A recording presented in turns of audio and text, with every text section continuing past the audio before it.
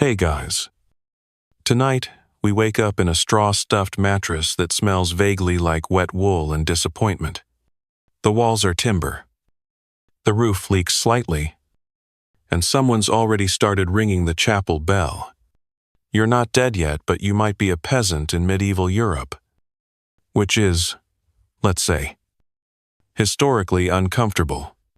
You've got a tunic, a crust of bread, and a body full of very natural feelings that everyone around you insists are punishable by both fire and eternal damnation. So, before you get comfortable, take a moment to like the video and subscribe, but only if you genuinely enjoy what I do here. And don't forget to drop your location and local time in the comments.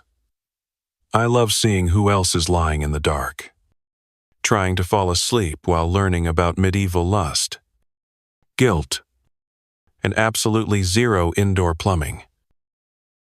Now, dim the lights. Maybe turn on a fan for that soft background hum. And let's ease into tonight's journey together. You blink your eyes open to the sound of pigs snorting under the floorboards. The sun is still dragging itself over the eastern fields, and the straw mattress beneath you crinkles like old parchment. You shift, stretch, and immediately regret both. Your joints complain. Your stomach grumbles. And outside, someone's already yelling at a goat. You live in a medieval village, just another muddy dot on the map of Christendom, and today, like every day, you're expected to wake up, work hard, and suppress all of your baser instincts unless you enjoy public shaming and eternal hellfire. It's not that sex doesn't exist. Here it does. In whispered corners, behind alehouse curtains, and sometimes disturbingly close to livestock. But it's not something to be celebrated. It's something to be endured, regulated, repented, and, ideally, never spoken of aloud. You drag yourself outside, blinking against the morning fog. Nearby, a couple is arguing over who forgot to bless the oat porridge. A cluster of children chases a chicken, and at the far end of the village, the church bell tolls again. That's not a call to worship. That's a wedding. Weddings, in this century, aren't romantic affairs. There are no love poems, no orchestras, and definitely no elaborate proposals. They are transactions, alliances, dowry exchanges. If you're lucky, you might actually like the person your family has decided you should spend the rest of your life sleeping beside. But more often, it's about land, pigs, or consolidating grain, zelos. That wedding you're hearing, a shepherd's daughter, and a man who owns 2 millstones and no personality. You wander past the church to watch the ceremony unfold. The priest mumbles his Latin. The couple stands awkwardly beside each other, neither quite making eye contact. Then, it's over. They're married. The village claps politely, and the couple's mothers already look relieved.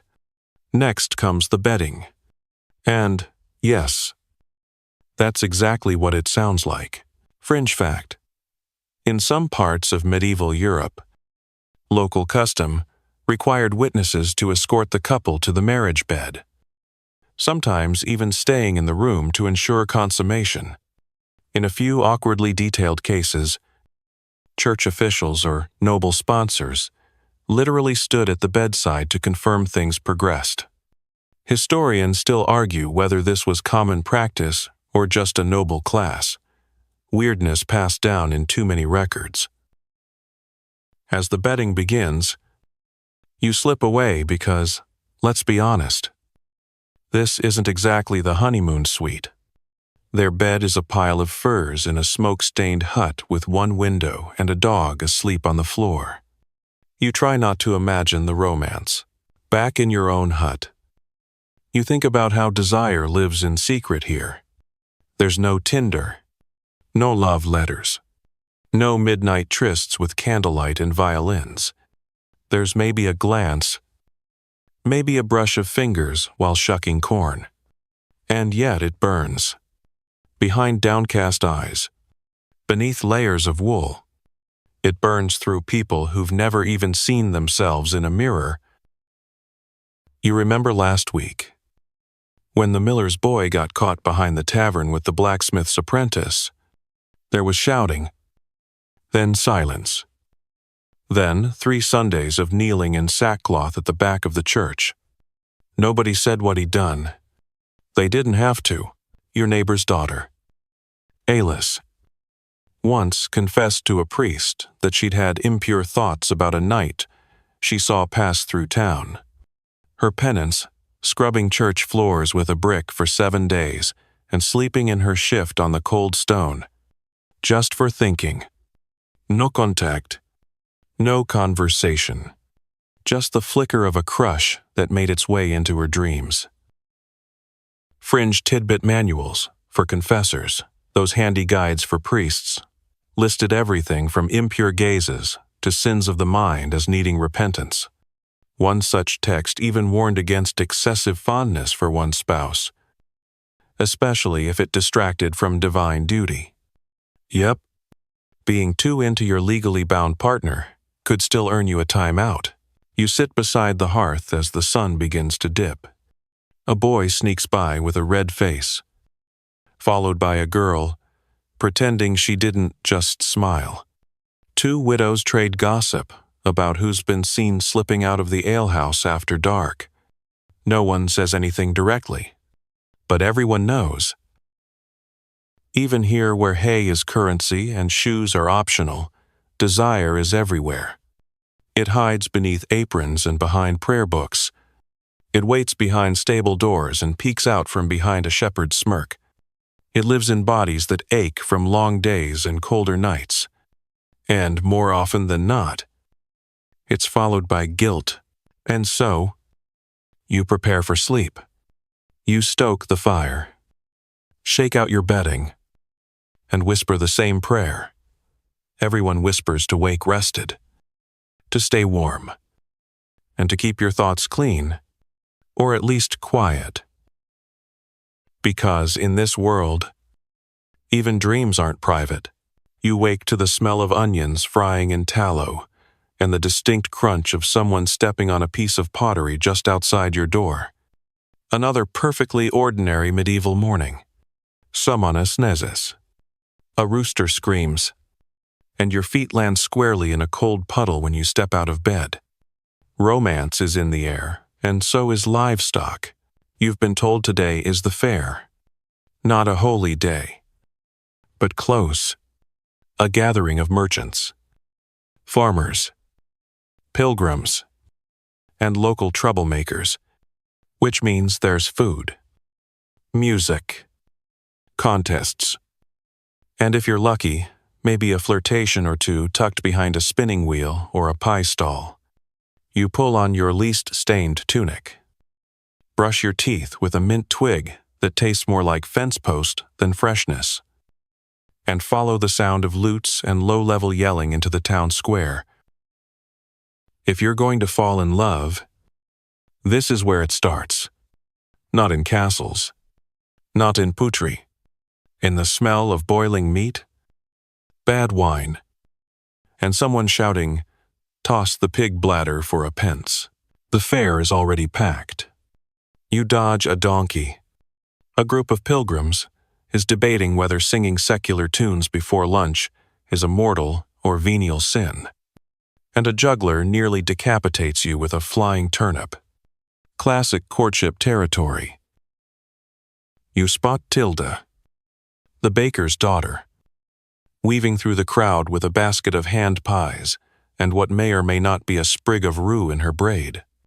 She's been dodging her mother's matchmaking for weeks and seems entirely uninterested in the goat farmer currently following her like a hopeful shadow. You sidle up beside her and offer your finest medieval pickup line. Would you like me to hold your pie? She smirks. Only if you hold it better than the last one. You're in. Here's the thing about medieval flirting. It's rarely direct. Everyone's watching. The priest. The merchant's wife. That one guy, who always has a suspiciously good memory for who touched whose sleeve at the last feast. So, instead of declarations, you get gifts, apples for love, rosemary for remembrance, or, if someone's really bold, a bit of lace. They definitely weren't supposed to snip from their sister's sleeve. Fringe fact. Apples were commonly used in love rituals. In some regions, the girls would peel them in a single spiral and throw the peel behind them to reveal the initial of their future husband. Others would eat an apple while looking in a mirror by candlelight to summon the face of a future lover. Historians still argue whether this was genuine folk magic or just an excuse to flirt with fruit. At one corner of the fair, you find a tent where a woman is selling small bottles of Love Charm tonic. It smells like vinegar and sadness. She winks at you and claims her brew once made a monk fall in love with a cobbler. You believe her. If not because of the charm, then definitely the eyebrows. Elsewhere, couples play handfasting games, ribbon pulling, palm reading, and the ever-popular guess the herb, where a blindfolded suitor tries to identify a scented sachet. Tilda drags you into one. You guess time. It's lavender. You lose. She laughs. You're terrible at this, she says, which in medieval terms is basically a marriage proposal. After a shared bowl of stew and a stolen moment under the shade of a thatched ale tent, you part ways briefly. She goes to help her mother. You still grinning like someone who got away with something wander toward the musicians. They're playing a tune you vaguely recognize. Probably from every tavern in Christendom. The lyrics involve a miller, a jealous wife, and a cow that understands Latin. You don't understand half the song, but you clap anyway. And beside you, two young men exchange glances over a shared flask. You watch as one brushes imaginary dust from the other's sleeve. Bold. Risky. You hope nobody notices, and you hope everyone does. Fringe tidbit. Despite the Church's best efforts, same-sex affection in medieval times existed, sometimes acknowledged, sometimes coded. In certain monasteries, there were ceremonies of spiritual brotherhood that included vows, blessings, and shared living. Some historians argue these were platonic. Others read between the lines, especially the ones involving oil, rings, and phrases like until death and after. Interpretations vary. Always, back near the food stalls, you catch sight of a nobleman's daughter being guided through the crowd by her steward. She doesn't make eye contact with anyone. She doesn't have to. Her gaze is a magnet. People straighten as she passes. Boys pretend not to look. Girls pretend they didn't notice. You watch as one stable hand gently places a flower where she just stepped. It's crushed a moment later by her guard's boot. Some flirtations are doomed from the start. Others bloom in alleyways and under haylofts. As the fair winds down, you see couples drifting toward darker corners into barns, behind wagons, up staircases that lead to haylofts with a conveniently missing wall plank. You're not scandalized, just envious, but also relieved. Because while passion here is wrapped in rules and whispered confessions, it still pulses, still grows in the cracks of obligation and caution. Tilda finds you again just before dusk. her cheeks flushed from too much sun, and her hands holding 2 honey cakes. She offers you one. You owe me a better herb guess. She says. You nod. Mint? You reply. Biting in. It's clearly cinnamon. She laughs. You walk home slowly. No declarations.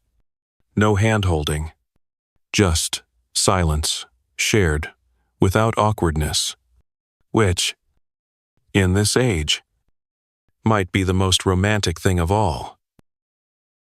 Back on your mat, you lie awake a little longer than usual. The fair's music still hums in your ears. Somewhere in the dark, a rooster prematurely panics. You smile. Maybe love doesn't need fanfare. Maybe it just needs a good pie and a better guess. The smell hits you before your eyes even open soaproot. Wet stone, and something faintly sulfuric. You stir, blinking at beams of light that filter through a cracked shutter, and realize today is bath day. Not your bath day necessarily, but someone's, which is close enough to count as a social event in this world. You sit up, stretch your sore limbs, and prepare yourself mentally and spiritually to witness what might be the Middle Ages' strangest blend of hygiene, gossip, and accidental foreplay, the public bathhouse. Contrary to modern myths, medieval people did bathe, sometimes enthusiastically, sometimes awkwardly, often communally, and in some towns, the stew bath is where half the secrets of the village live. You pull on your most presentable tunic, which still smells vaguely of goat, but in a friendly way, and follow the steady stream of villagers toward the square. The bathhouse sits low and squat, with steam curling from the roof vents and damp footprints, tracing paths to the door. Inside, it's warm, not cozy warm, damp warm, with a kind of moist energy that makes you feel like your pores are paying attention. A man named Folko hands you a bundle of linen and points to the changing bench. Mixed bath today, he says with a grin. Don't worry, we keep the wine flowing and the gossip hotter than the water. You enter slowly, half expecting to be scalded or judged. Instead, you're greeted by laughter, soft splashes, and an atmosphere far more relaxed than the confessional. People sit in large wooden tubs, lounging, shoulder to shoulder, passing cups of spiced wine and trays of fruit as if this were a feast and not a communal rinse. Next to you, a woman scrubs her arms with lavender soap while telling her friend about a dream involving a monk, a goose, and a suspiciously flexible branch. He said it was penance. She adds, deadpan. The friend howls with laughter. Fringe fact: medieval bathhouses were social hubs. In cities like Paris, London, and Prague, many bathhouses offered food, drink, music, and occasionally, company for hire, while the church warned against the lustful dangers of hot water and bare skin. Many people happily ignored that.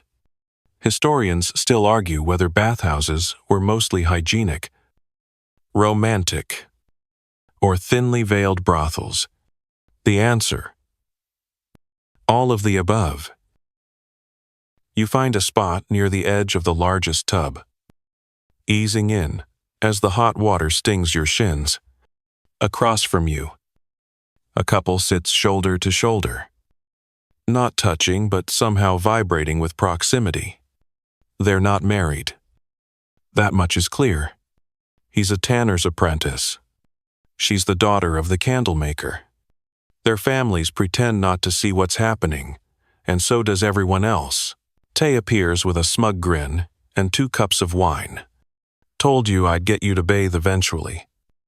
she says, plunking down beside you. She smells like thyme and mischief. You're about to learn more in 1 hour here than in all your church sermons combined. You sip. The wine is strong, warm, and suspiciously gingery. Nearby, 2 older women are comparing their sons' romantic prospects while casually shaving their legs with tiny shell razors. I hear Alric has a mole in the shape of St. Hubert. One says, well, Agnes says he can't even grow a beard. The other replies, everywhere. Bodies float. Relaxed. Undressed. Yes, but not exposed. There's a kind of ease here.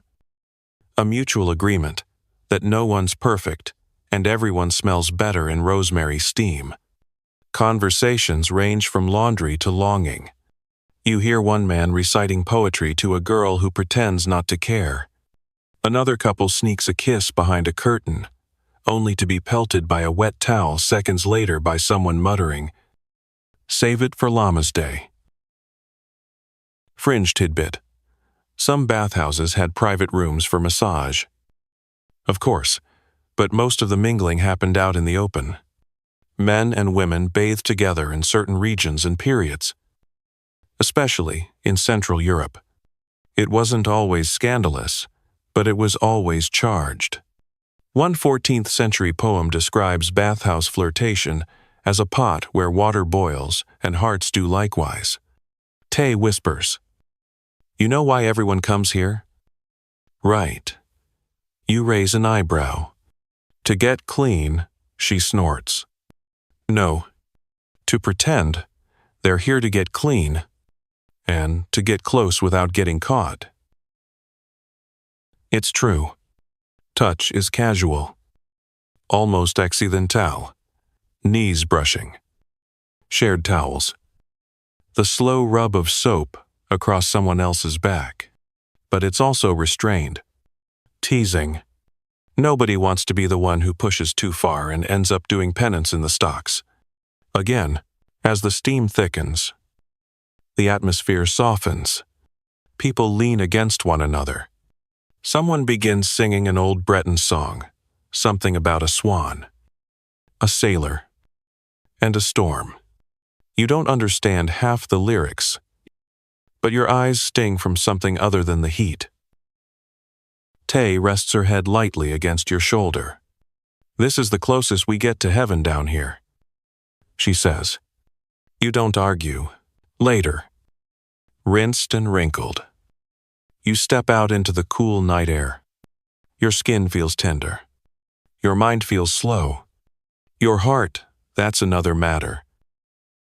You walk home barefoot, feeling the earth beneath your clean feet.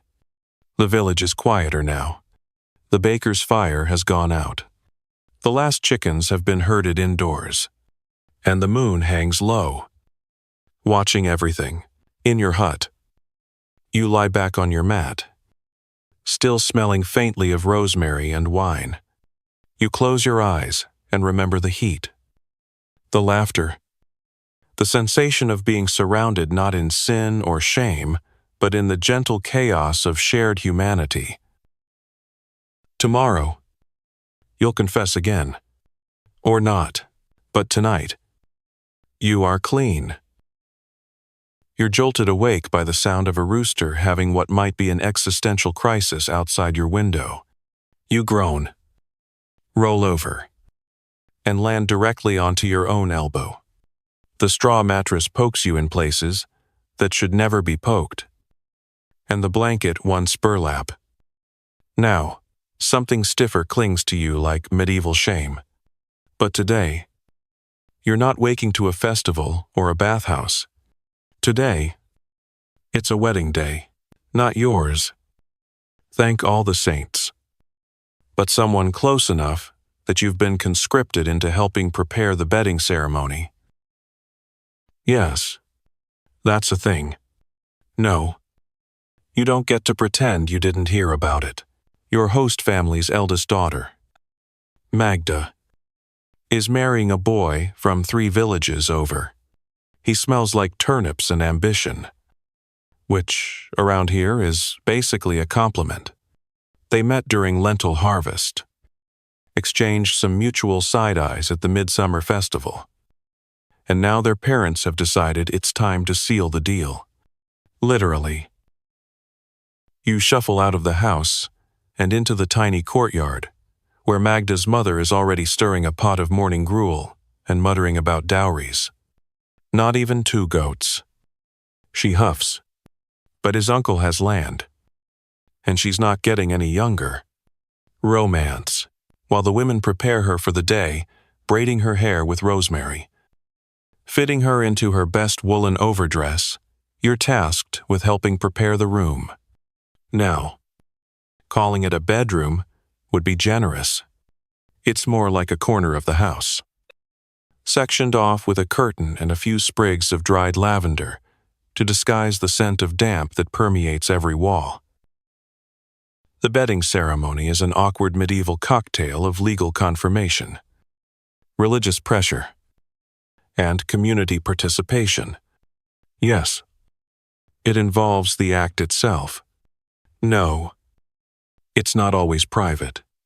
And yes, you'll need to hold a candle at some point. Fringe fact. In some regions of medieval Europe, newlyweds were escorted to bed by family, neighbors, or even the priest. The purpose was to verify consummation, either by staying until things got awkward or by inspecting bed sheets the next morning for proof. Historians still argue whether this was widespread or just a deeply unfortunate custom recorded too gleefully in certain church registers. Back inside, Magda sits silently, while her aunt applies crushed rose petals and goose fat to her cheeks for color. She looks calm, or possibly stunned. You can't blame her. The groom arrives just after midday, red-faced and clutching, a clumsy posy of thistle and barley stalks. He bows to Magda's father, mumbles through a vow that includes the phrase, "and all her earthly goods," and before anyone can sneeze, the priest begins the ceremony. It's brief, filled with Latin that nobody but the priest understands, and ends with a solemn amen and a nudge toward the curtain-covered corner of the house. And that's where you come in. You, along with a handful of friends, cousins, and at least one overly involved uncle, walk the newlyweds to their marital nest. You light the candles. You adjust the bedding. Someone awkwardly hums a wedding tune. Magda's aunt drops a handful of dried herbs, betony, and mugwort on the bed to calm the womb. Another woman sets out a cup of watered wine and a slice of honeyed bread. Then comes the part you weren't prepared for waiting. Not to watch, thank heavens, but to listen. Some traditions require a noise, a yelp, a sigh, a creak of wood to confirm the act. You all stand there, holding candles, eyes wide and chins tucked, pretending not to be part of the world's least romantic audit. Eventually, someone coughs. Then, mercifully, the priest calls it, "It is done." No one asks for specifics. You help gather the candles and file out, grateful for the cold air. There's food now. Mead. Singing. Someone's playing a reed flute, with enthusiasm if not skill. The newlyweds re-emerge looking flushed and vaguely terrified. Magda clutches her cup like it might rescue her. You sneak a moment with her as she stands near the fire pit later. "You all right?" you ask quietly. She nods. "It was quick," she says, and he apologized twice. Then she adds, "It's strange knowing everyone knows that there's no part of me today that wasn't witnessed." You both fall quiet. Fringe tidbit. Some communities had a tradition of hanging out stained sheets the morning after to prove virginity. Others took it on faith or conveniently ignored the absence of evidence. The idea that virginity was tied to morality, honor, and family status wasn't just symbolic. It could literally determine land rights, inheritance, or social standing. And yet, the concept was riddled with biological misconceptions. Historians still argue whether women themselves believed in these stakes, or whether it was just another burden placed on them by the broader social machinery. The night winds down with laughter, slightly off-key songs, and a lot of wine. A few couples sneak away, but no one mentions it. One man is asleep in a cart. A dog eats half a pie.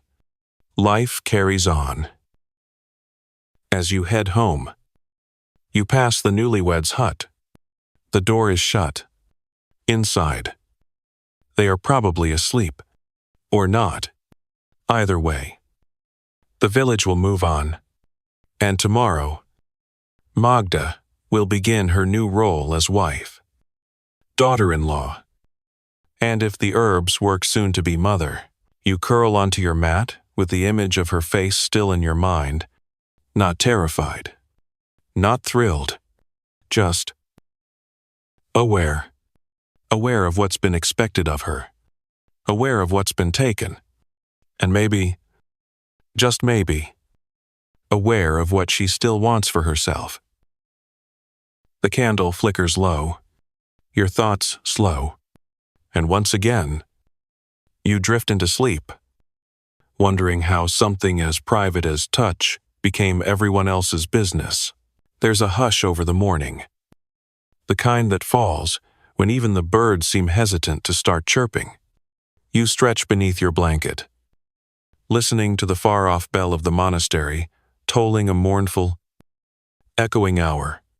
It's earlier than usual, and colder. The air creeping through the gaps in your shutters smells like wet stone, candle soot, and something heavier rules. Today you're visiting the cloister. Not for prayer. Exactly. More for curiosity. You've heard rumors, who hasn't, that behind the high walls and solemn vows, life isn't always as chaste as it appears in stained glass windows. That monks and nuns may be married to God, but sometimes they date around a little. You tug on a warmer tunic, splash some water on your face from a freezing basin, and begin the walk uphill, where the stone towers of the convent rise like a row of cautious sentinels against the sky. The gatekeeper eyes you but lets you in with a nod. It helps that you've come under the guise of assisting with repairs. You do technically know how to patch a roof. You're just hoping to patch your understanding of something else entirely. Inside, it's quiet but not silent. Birds hop through the herb garden. A pair of sisters are whispering while stringing dried flowers. A novice scurries past with a bucket. And somewhere nearby, a choir of voices rises in an unearthly harmony that makes your skin tingle. You find your guide, Brother Elias, in the scriptorium, hunched over a parchment with more ink on his fingers than on the page. You're here for roof tiles, he says flatly. Then, without looking up, he adds, avoid the west dormitory. That's where the trouble usually starts. You blink. Trouble, he sighs. Love letters, carved initials in pews, secret hand clasps during morning prayers. They think we don't notice. He dips his quill again. We do?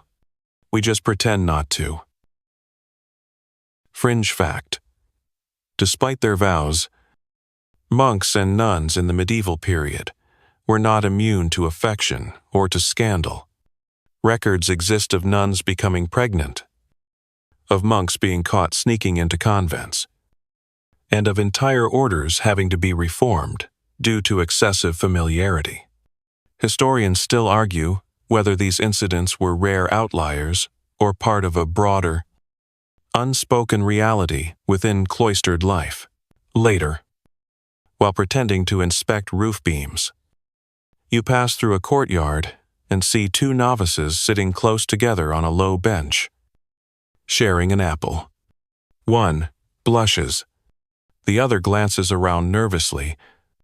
Neither speaks. The apple disappears quickly. In the garden, Sister Isabel is pruning lavender with the precision of someone imagining each stem is a temptation. "You don't speak much," she says without looking up. "I'm just watching." You admit. She smiles. That's when most things happen. She tells you stories not directly, but in fragments. Of a nun who received letters each month from a merchant's daughter in Bruges. Of a monk who disappeared for 3 days and returned with a daisy in his hair. Of 2 abbesses who were buried side by side in a single grave, their epitaph carved in verse that no one dared translate publicly. Fringetid bit in some convents. There is surviving evidence of intense emotional bonds, some spiritual, some likely romantic. In a few cases, such as the 12th century correspondence between Hildegard of Bingen and her protégé Ricardus, the language used is strikingly intimate, even possessive. Were these spiritual friendships, platonic partnerships, secret loves?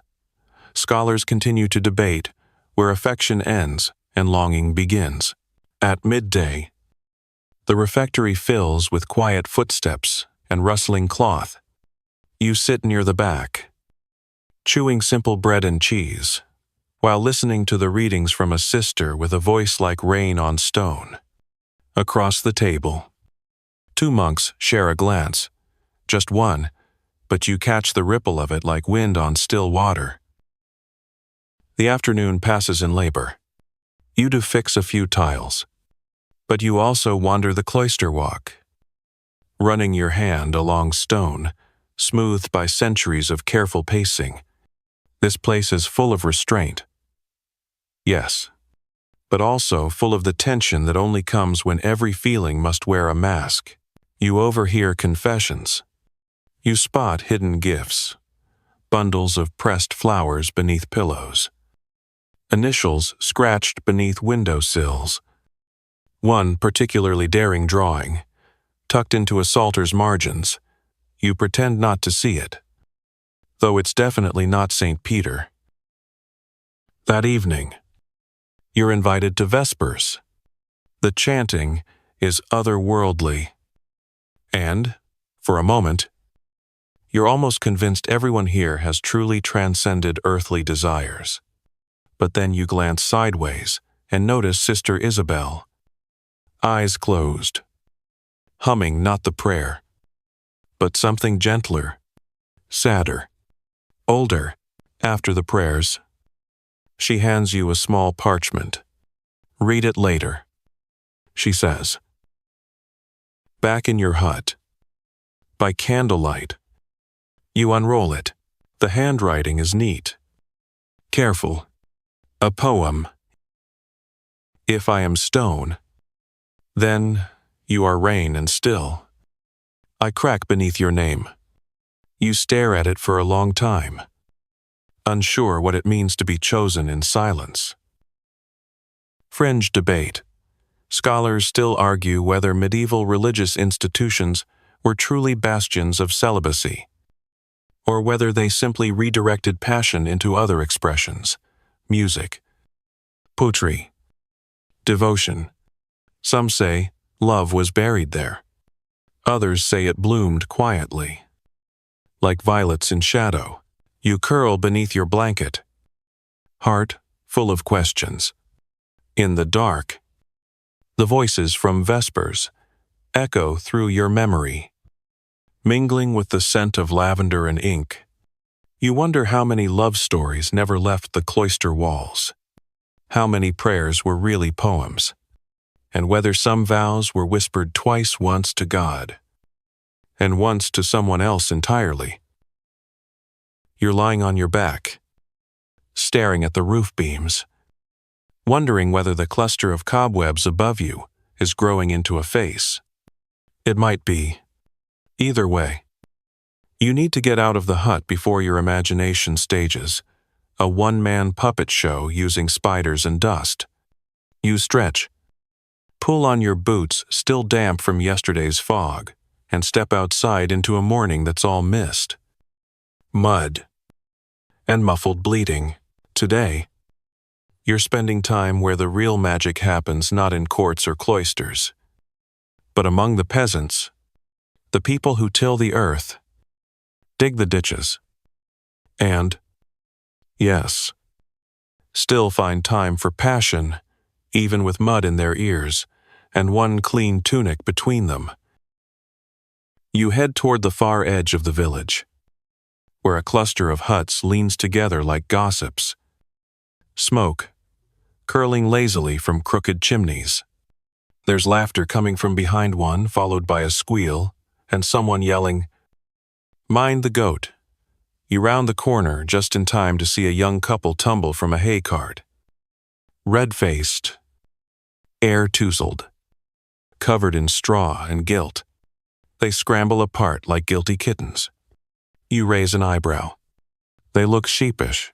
You pretend not to notice the sprig of clover tangled in her braid.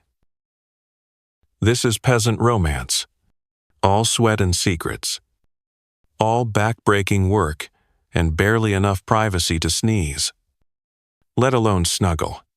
But still, they find ways, behind woodpiles, beneath haylofts, occasionally inside barrels. If it has a roof or a partial lid, it's in play. Fring effect. In many medieval villages, especially among the lower classes, sex before marriage was technically frowned upon, but practically overlooked, as long as it didn't result in scandal. In fact, in some areas of Europe, bundling was a custom where unmarried couples could sleep in the same bed, sometimes with a board between them. Scholars still argue whether this was a chaste form of courtship or a practical wink-wink allowance from the community. You help old Wolf stack firewood for a while. He's nearly blind but somehow still faster than you, and he offers unsolicited commentary between grunts. "That baker girl's expecting," he says. "Bet it's the cooper's son, or the priest's nephew, or both." You blink. "Both." Wolf shrugs. Happens. At midday, you follow a group of women down to the stream where laundry and rumors are scrubbed with equal vigor. They beat cloth against stones, voices rising and falling like a chorus of slightly judgmental birds. She's too young. He's too old. They were caught in the barn again. Oh, not again. You learn more in 20 minutes by the stream than in a month of sermons.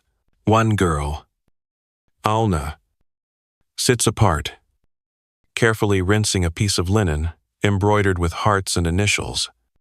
You ask if she made it. She flushes. "It's a token," she says. "He keeps it in his boot when he's in the fields. Says it keeps the rats away." You decide not to mention that it probably also keeps him from being loaned out for forced plowing by the elders, because a man in love gets more sympathy than a man with sore ankles. Fringe tidbit. Love tokens were surprisingly common among medieval peasants. Bits of ribbon, carved wooden hearts, pressed flowers, even personal items like buttons or hair braids were exchanged and cherished. Some men carried them into battle or tucked them into boots, believing they offered protection or luck, though whether that luck extended to avoiding fatherhood is up for debate. You help with laundry. your hands turning red from the cold water, and wonder how affection survives in a world so raw. But it does. You see it in the way people leave an extra crust of bread by someone's door, in the way a man with 3 teeth still finds the words to make a widow laugh, in the way 2 boys brush shoulders just a second longer than they need to when passing in a narrow lane. And, inevitably, in the whispers that rise each time someone disappears for an hour with an implausible excuse, looking for mushrooms, feeding the hens, contemplating God. Sure, you return to the village square by dusk, where a group is gathered around a fiddler who's missing 2 strings, but not a lick of charm. Couples are dancing. Poorly, but enthusiastically. You're pulled into the circle before you can protest. Spinning. Clapping. Your hands brush someone else's. And for a moment, just a heartbeat, you forget the mud and the rules and the specter of eternal damnation. You catch your breath beside the well, leaning on the stones. Across from you, a girl drinks deeply from a cup, her eyes catching yours just long enough to raise questions. She walks away before you can answer any of them. Later, in your hut, your clothes still smell like wood smoke and barley. You lie back and think about how desire exists even here, especially here, in a life of hunger and hard labor. Sometimes it's the only warmth people get that isn't from fire or soup. Historians still argue whether medieval peasants were driven by passion or practicality when it came to love and lust. But watching those flushed faces, those stolen glances, those wild, laughing sprints behind hay bales, you're pretty sure it's both.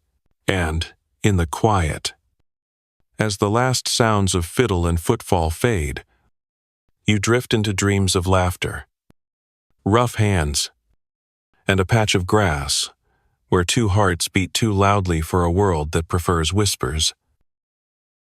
The sky is slate gray this morning, like someone smeared ash across the clouds and forgot to rinse. You stretch beneath your wool blanket, already bracing for another damp day when your door creaks open and a child pokes their head inside. They're hanging her. You sit up too fast, banging your knee on the bed frame. Who? The weaver's daughter, down by the old oak. You groan, rub your face, and toss on a cloak. Because of course you're going. Not out of morbid curiosity, well, maybe a little, but because in this century, justice and scandal are often tangled up like threads in an old loom. By the time you reach the oak, a crowd has formed. Not jeering exactly, but not weeping either. Just watching. Quiet. Curious. Hungry for something to break the monotony of oat porridge and plowing. The weaver's daughter, Ida, is standing in the mud, wrists bound, hair loose, tunic soaked from last night's storm. Her eyes are dry, but her lips tremble. The bailiff reads from a piece of parchment as though it's all very formal, very legal, very not made up. 2 hours ago, her crime, carnal sin with a man of the cloth. The priest's apprentice. To be exact, he's nowhere to be seen. Rumor says he's been reassigned to a faraway monastery, which in this context probably means a slightly warmer cell and fewer potatoes. Fring a fact, in medieval towns, accusations of sexual misconduct, especially involving clergy, were both scandalous and common.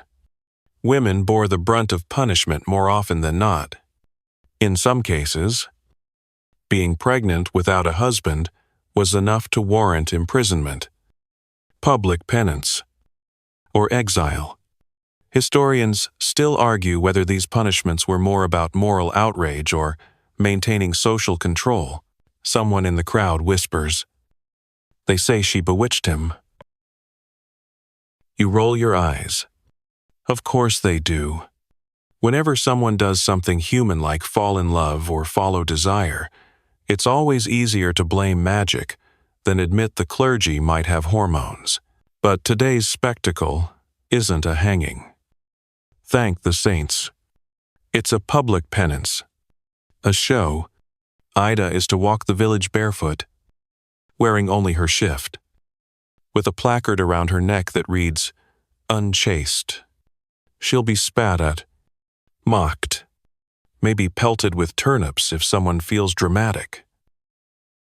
You walk beside her. At a distance, others do too. Some out of pity, some out of guilt. One woman hands her a small cloth to wipe her face. She doesn't use it. By evening, it's over. She's released, if not forgiven. She returns home to a shuttered window and silence. You stop by the cottage later, bringing a heel of bread and a small jar of honey you didn't technically pay for. She opens the door a crack. Her eyes are wary. "I thought you might be hungry," you say. She hesitates, then opens the door wider. Inside, the fire crackles softly. Her mother sits in the corner, sewing silently, a hand that trembles only slightly. You sit. You eat. You talk, but not about today, about the weather, the price of oats, the way the moon looks when it's reflected in a pond. She finally says, "He kissed me first." You nod. "And I liked it." You nod again. Fringe tidbit. While the church harshly condemned extramarital sex, especially for women, folk traditions often had a more practical view. In some rural areas, community judgment was based less on sin and more on whether harm was done. Was the girl deceived? Was the community embarrassed? Was someone's harvest compromised by scandal? Later, as you walk home, you think about how quick people are to turn love into blame. How many stories are rewritten to protect reputations rather than reveal truth? And how easily power cloaks itself in piety. You pass a young couple near the well hands, brushing. Heads close. They see you and flinch apart. You nod to them gently. It's okay. You've seen worse. You've been worse. You think of Ida, and of all the women who've had to carry not just their mistakes, but the entire weight of everyone else's fear about those mistakes. And you wonder if centuries from now, someone will still be making women apologize for being kissed first. Historians still argue whether medieval morality was about virtue or about visibility, whether shame was truly believed or simply performed, and whether justice, in practice, ever looked like what was written on parchment. Back in your hut, you stare at the ceiling again. The cobweb face is back, and now it looks like it's frowning. You whisper to it. They let him walk away. And maybe that's the most medieval thing of all. It rains all morning. The kind of endless, sideways drizzle that seeps into the bones of the village and makes everything from wool to tempers soggy. You spend the better part of an hour trying to keep your fire lit with damp twigs and silent curses, until finally you give up and step outside. Cloak already heavy, with the scent of smoke and mildew. Today's the market day, which means mud. Arguments. 100 types of cheese you probably shouldn't smell too closely. And if the rumors are true, a certain traveling healer has returned. Not just any healer. Her, the one they call Sibylla, the one who sells potions and knows where to press your wrist to make you spill your secrets. You follow the procession of villagers down the track. dodging ox carts, overexcited dogs, and a small boy dragging a sack of what might be potatoes or possibly rocks. By the time you reach the square, it's alive, with shouting fishmongers yelling prices, clothes sellers arguing over dye quality, and one man trying to convince a crowd that his pigeons are trained to carry messages. They aren't. One is pecking at a carrot. Then you see her, Sibylla, standing beneath a faded red canopy, bottles glinting like stained glass beside her. She's older than you remember, or maybe just sharper around the eyes. She holds a bundle of herbs like it's a scepter. The villagers line up, offering coins, eggs, favors, gossip, whatever they can spare. You hang back. Watch. One girl hands over a single feather and whispers something. Sibylla nods, gives her a vial, and murmurs. 3 drops. No more. You finally step forward. She looks at you like she's been waiting. Well, she says. What hurts? You hesitate. Then, nothing. Yet. She nods, reaches behind her for a small cloth pouch, and presses it into your hand. For when it does, fringe effect folk healers in medieval Europe were often women, especially in rural areas. They combined herbal knowledge and charm, lore, and midwifery. Though many were respected, others were feared, accused of witchcraft, especially if their treatments worked too well. Historians still argue whether they were true medical practitioners or just scapegoats with good PR and bad timing. You sit nearby, watching her work. A farmer's wife asks for help conceiving. A shepherd begs for something to cool his ardor. A young man wants to forget a girl with wheat-colored hair. For each, she offers something: a root, a tincture, a word whispered against the skin of a palm. One woman asks for a charm to keep him faithful. Sibylla snorts and hands her a dried beetle on a string. If he listens to this, he's not worth keeping. The woman still pays. Later, she joins you on the bench, wiping her hands on her apron. They always want love, she says. Rarely truth. Never quiet.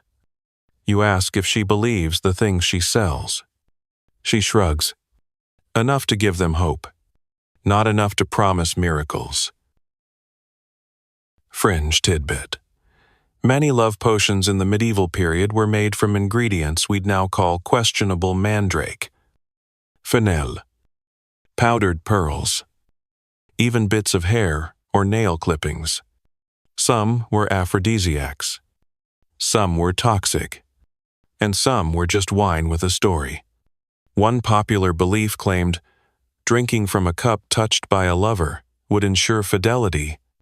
Another, that eating a dove's heart could make someone fall hopelessly in love, presumably not with the dove. As the sun finally begins to pierce through the clouds, you help Sibylla pack up.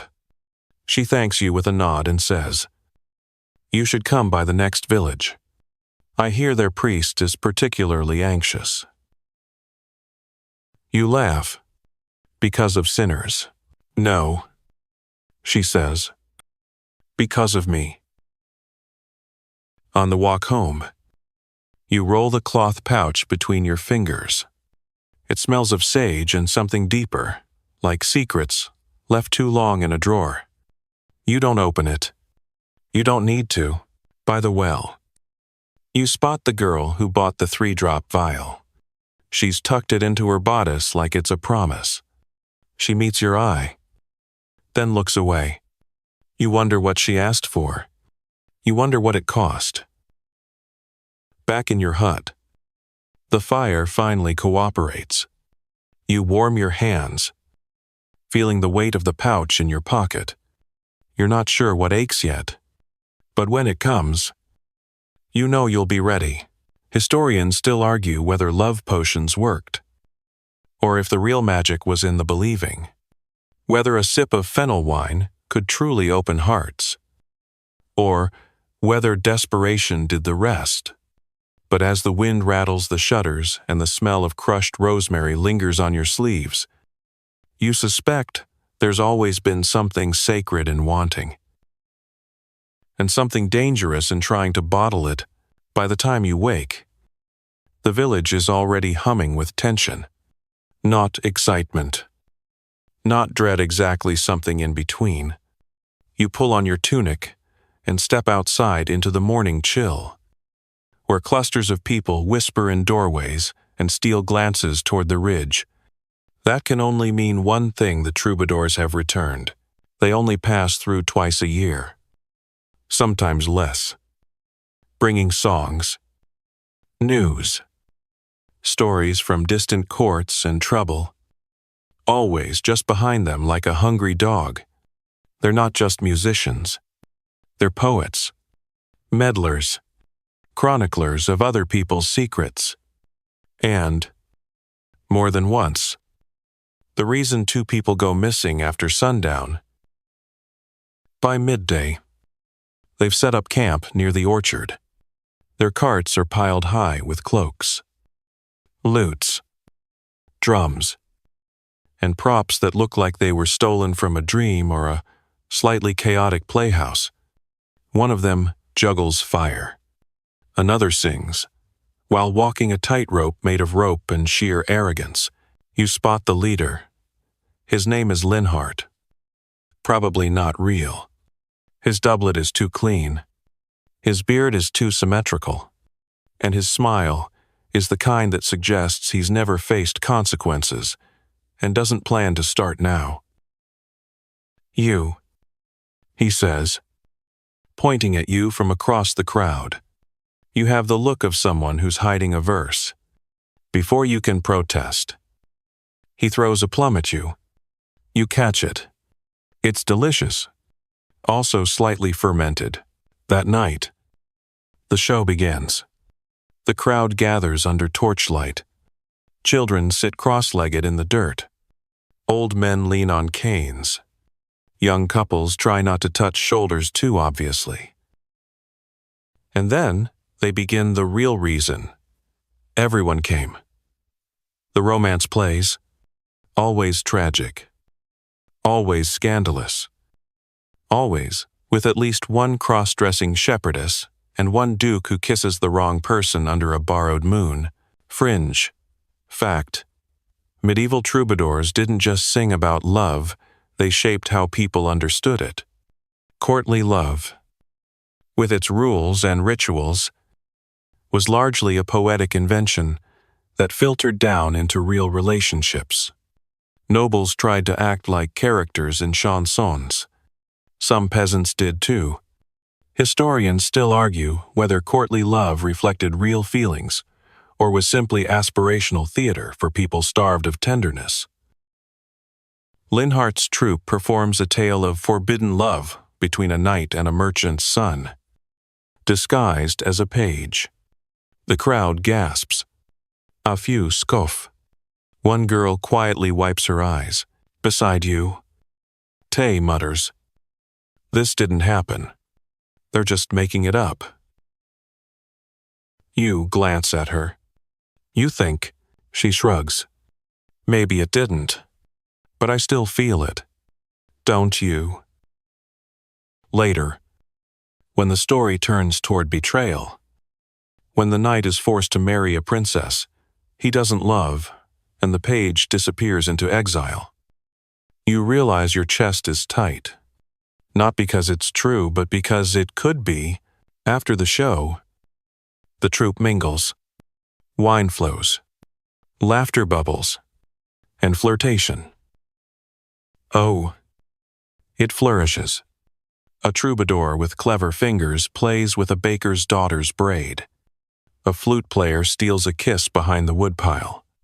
And Linhart, he finds you. I can see your ending already. He says, don't worry. It's a good one. Maybe. You raise an eyebrow. Do I get a sword fight? He laughs. No. No, too obvious.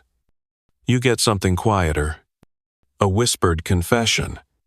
A touch that lingers. Fringe tidbit. Some troubadour poetry was deeply coded. A rose could mean a body. A hawk might be a lover.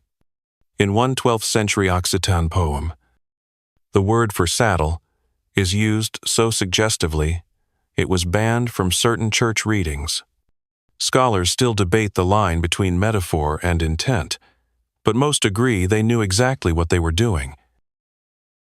Before dawn, the troupe prepares to leave. Cartwheels creak. Lutes are packed, torches snuffed out. One of the players slips a folded scrap of parchment into your hand without a word. You wait until they've gone to open it. It reads, "What is sweeter truth spoken? Or a lie believed that makes your heart sing?" You sit in the silence after. Not kite alone, not kite sure. The plays, the songs, the poems, they weren't real, but your heart beat faster anyway. And maybe that's the trick. Maybe what matters isn't what happened, but what could have, under the right torchlight. With the right words whispered into the right ear. Historians still argue whether medieval people believed these stories or just needed them, whether courtly love was a cultural delusion or a desperate wish to make passion feel noble. Either way, the troupe is gone. The orchard is quiet, but in your chest. The story keeps playing. You wake up late, which is already suspicious. The birds are too quiet. The air too still. And someone has very clearly borrowed your left boot. Again, you squint through the window slats and see it, the priest's goat, happily chewing leather as if absolving your sins by proxy. You limp toward the chapel barefoot, muttering about divine justice, only to find the village already gathered. Not for mass. For marriage banns. That sacred and slightly gossipy ritual where the priest announces who's about to get hitched, so anyone with a reason to object, such as a secret spouse or a bad feeling, can pipe up and ruin everything. Today, 3 couples are listed, but it's the second one that causes the most murmurs, young Marta and Jaron, the miller's son. Everyone knows they've been meeting to discuss grain prices under the same tree for months. Now it's official. The priest clears his throat. The banns of marriage between Marta of the Tanner's Lane and Jaron of Mill Hill are hereby read for the second time. He pauses. If any here no cause or just impediment. No one speaks, except maybe the goat, who burps audibly. You stay after the crowd disperses, watching as the priest straightens candles and frowns at a ledger. You ask if he minds a question. He doesn't look up. You're going to ask about sex. Aren't you? You blink. Was I that obvious? He sighs. Everyone always is. You sit quietly in a pew while he continues dusting. It's not that the church hates it, he says at last. It's that it doesn't trust it. Not outside marriage. Not for pleasure. And not if it makes people hard to manage. Fringe fact. Medieval church doctrine did not explicitly forbid sex, but it regulated it with stunning enthusiasm. Intercourse was allowed only within marriage, with the intent of procreation, and preferably in the missionary position. Anything else was sinful. Some calendars even listed forbidden days, up to 270 per year, including Lent, Advent, feast days, and Wednesdays. Historians still argue whether people actually obeyed, or if the rules existed mostly to make confession lines longer. You help carry some hymnals, and the priest rewards you with a small honey cake from his private stash. A sin, he admits, but a sweet one. You ask about confessions. Do people really admit their desires? He nods solemnly. More than you'd think. Less than they should. But the stories, they'd curl your hair. He tells you of a farmer who confessed to having lustful thoughts about a goose, though he was drunk and possibly confused. Of a widow who admitted she used her late husband's shirt as a charm to attract lovers. Of one man who couldn't stop dreaming about the Virgin Mary and was worried it wasn't entirely spiritual. Fringe tidbit. Confession manuals from the 13th and 14th centuries offered priests shockingly detailed instructions on how to interrogate parishioners about their intimate lives. Questions included whether one had kissed lustfully, used impure gestures, or committed the act while standing, which is unnatural. One guide even warned priests to remain emotionally detached, lest they become too interested in the answers. You walk together past the chapel garden, where the lavender bushes bloom defiantly in the damp air. The priest pauses to pick a few stems. It's strange, he says. They tell me to warn people away from temptation, but they never ask how to help them live with it. You ask if he ever loved someone. He doesn't answer, but he hands you the lavender and walks away. Later, you stop by Marta's house. She's stitching what looks like a wedding veil and humming softly. You sit beside her, and she offers you tea herbs steeped in a cracked cup. You love him, you ask. She smiles. I like him, she says, and I want to see if love can grow from there.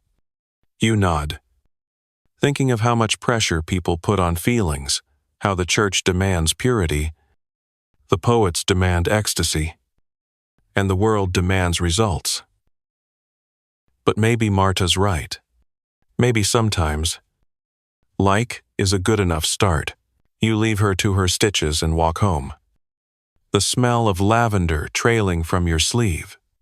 You think about how often people were told what they couldn't do, and how rarely they were taught what they could feel without shame. Historians still argue whether medieval doctrine reflected people's real values, or if it created an impossible standard that everyone quietly ignored. But in every village, every chapel, every field, you've seen desire pressed into cracks, like seeds into soil, and somehow, it grows anyway. The rooster is late. You know this because the sun has already crept a finger's width above the horizon. And still, the usual screeching hasn't begun. It's not until you step outside that you understand why there's no rooster. Just a feather trail, leading ominously toward the cooper's fence, and one very satisfied-looking cat. You don't have time to investigate the poultry murder. You're on a different mission today. Anyway, helping the blacksmith's daughter sneak out of her house. Well, help is maybe overstating it. You're mostly there to hold a ladder and pretend not to notice that she's wearing her second-best dress and has braided ribbons in her hair. And no, she's not going to her aunt's. She's meeting someone, behind the cider shed, at dawn, because, why not? You brace the ladder. She climbs. You wince as a tile shifts slightly under her foot. She lands beside you with the grace of a cat that's rehearsed this too many times. Thanks, she says breathlessly. Third time this week. You mutter. She shrugs. He's nice. Also, he has cheese. Fringe fact. Despite the church's best efforts, premarital liaisons were common across all social classes in the medieval world. In many regions, a practice known as hand fasting allowed couples to declare a private, informal engagement, essentially a trial marriage, before seeking a church blessing. Historians still argue whether this was considered binding or just an excuse to test the merchandise. You follow at a distance, pretending to be interested in moss on a fence post, while she and her mystery man exchange what you can only describe as aggressively sincere eye contact. You'd tease them. But honestly, it's kind of sweet. He gives her a cloth-wrapped bundle. She gasps. It's actual preserved figs. He must be in love. By noon, the village is buzzing. Not about figs, but about a scandal. Someone's been caught. Again. This time it's a widow and a visiting mason discovered in the grain store by an elderly relative who just wanted a handful of oats. The old man was so shocked he dropped his lantern, nearly burned the whole barn down, and shouted, "I see. Everything," which is now being gleefully repeated by every child within a 6-mile radius. Punishment depends. If she were nobility, there might be quiet disapproval and a strongly worded letter. If she were a nun, there'd be fire and brimstone. But as a widow with property, she has a bit more leeway. The gossip will die down. Eventually, you pass by her cottage later. She's sipping ale on her doorstep. Unbothered, you wave. She raises her cup. "He was very polite," she says dryly. You smirk. "I'm sure he was." Fringe tidbit. Widows in medieval society held a unique status, often legally independent. They could own property, run business, and even sue in court. Some never remarried precisely because it allowed them more freedom than they'd ever had before. While society expected modesty, many widows were far more open about their relationships, and some even documented them in wills and letters. That evening, you find yourself seated by the communal oven with a group of women. They're baking, which of course means storytelling. One woman, barely past her teens, asks, "Is it really so terrible to want something before you're told you're allowed to have it?" An older woman with a flour-dusted chin responds, "Terrible, no. Risky always." They share tales of near misses, of bold escapes, of punishments avoided by luck or charm or both. One claims she once climbed out of a window with no clothes but a curtain. Another swears she seduced a reeve by complimenting his turnips. You ask if any of them ever regretted their risks. They fall quiet. Then, one chuckles. Only when the cheese was bad. Later, in the dim light of your hut, you think about how much of love in this world depends on timing, luck, and whether anyone's watching. Some rules are written in law books. Others live only in stares and whispers.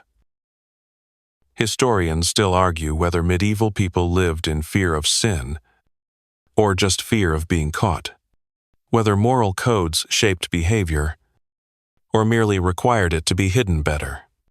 You've started to suspect that secrecy was the true language of affection code, passed through gestures, pauses, shared glances across the grain market. As the wind rattles the shutters, you glance again at the fig bundle on your table. She gave you one, said it was too sweet for her. You're not sure if that was kindness or flirtation. Maybe both. The sky this morning is a soft gray wool, frayed at the edges. sagging just enough to promise drizzle. You wrap your cloak tighter and venture out, past the puddles, toward the edge of the woods where the air smells green and the ground is laced with secrets. Because today, you're meeting a woman with a basket full of things no one will talk about out loud. Her name is Mother Jera, and she is not technically a midwife, not technically a healer, and not technically illegal, but she's helped more women than the local priest ever has. And she's been arrested fewer times, which feels like a win. You find her crouched beside a stump, picking something that looks like moss and smells like bitter almonds. That'll bring a man to his knees, she says, without looking up, or to the outhouse, depending on the dose. You ask what it's for. Contraception, she replies casually, or making someone stop being too interested. Depends on who's asking. Fringe fact: medieval methods of birth control were, let's say, eclectic. They included everything from herbs like pennyroyal and silphium now extinct, possibly for obvious reasons, to pessaries made from crocodile dung, honey, or wool, soaked in various substances. Historians still argue whether any of them worked, or if women simply hoped for the best and kept their fingers crossed. Jera walks you through her garden. Nothing is labeled. Everything is powerful. Mugwort, rue, juniper berries. If it's bitter, it's useful, she says. If it smells sweet, don't trust it. You crouch beside her as she begins sorting leaves into cloth pouches. She explains dosages in handfuls, heartbeats, and moon phases. No numbers, just knowing, passed from woman to woman, mouth to ear, like recipes for survival. She hands you a vial. That's for cramps, she says. Then winks, or a bad mood, or husbands. You pocket it with great respect. Later, in the village, you overhear two women discussing a recipe in hushed tones. It's not for pie. You recognize the ingredients: parsley, mint, wormwood. You pretend not to listen. They pretend not to notice you. There's a system. Flangetidbeat, some medieval texts to record remedies for unwanted pregnancies. Cloaked in coded language, monastic physicians often labeled them as cleansing treatments or bringing on the monthly flow. The line between abortifacient and menstrual aid was thin, intentionally blurred. Scholars still debate whether these remedies were widely available or accessible only to the well-connected or well-desperate. You sit on a fence post as the village midwife, who sometimes shares herbs with Jera and sometimes glares at her, passes by. She stops, studies you, then says, "People think we're hiding sins. We're just trying to make space for choices." You ask if anyone's ever gotten in trouble. She nods. Every time someone dies. And sometimes, when they don't. That evening, you visit a friend, Marta, again. She's sewing baby clothes. "It's not mine," she says immediately, then blushes. I'm helping a cousin." You raise an eyebrow. "Fine." She sighs. "It's mine. But don't tell the priest. I want to surprise him." You nearly choke on your bread. "The priest." "No," she says, giggling. My husband-to-be. I'm hoping he'll do the right thing faster if there's a bonnet involved." You ask if she's scared. She shrugs. More scared of people's mouths than of childbirth. At least I can bite down on a stick for that. You stay a while. Help her stitch. She teaches you how to make tiny socks. It's harder than it looks. On the way home, if you think about how much of this world runs on whispers, how often the real power is hidden, shared in kitchens and hedgerows and folded cloth. Historians still argue whether medieval women had real control over their reproductive lives, whether midwives and herbalists offered freedom or just a slightly softer trap. But one thing is certain: when the church said no, the forest often said maybe. Back in your hut, you lay out the herbs Jera gave you. You don't need them tonight, but it's strangely comforting to know they're there, like a safety net woven from roots and rebellion. You fall asleep to the smell of mugwort on your fingertips, and dreams filled with women who carry secrets in aprons and save lives in silence. You wake before dawn, not because anything's wrong, but because for once, it's completely quiet. No chickens. No arguing neighbors. No babies testing their lung capacity 2 huts over. Just stillness. And in that stillness, you remember, today is the feast day of Saint Elfrida, patron saint of very little but worshipped anyway, because her relics supposedly cured a goat of hiccups in 1194. You toss on your best tunic, meaning the one without an identifiable stew stain, and head toward the church square. By sunrise, the place is bustling. Bunting made from last year's dyed linen flaps in the breeze. Someone set up a pastry cart that smells like almonds and old oil. And the village choir, despite their best intentions, is already off-key and 3 tempos behind the organ. Today's also a rare chance for unmarried villagers to mingle under a sanctioned context, the blessing of the blossoms, which basically translates to a holy flirtation festival. You spot the usual suspects lining up by the apple trees, young men with suspiciously combed hair, and girls pretending not to notice them. The priest, armed with a bucket of holy water and a sprig of rosemary, blesses the orchard, while also casually blessing every couple who gets too close. Fringe fact: in some regions, springtime festivals and feast days were socially sanctioned opportunities for courtship. Dances, flower blessings, and ritual games gave young people a chance to mingle while still technically keeping things holy.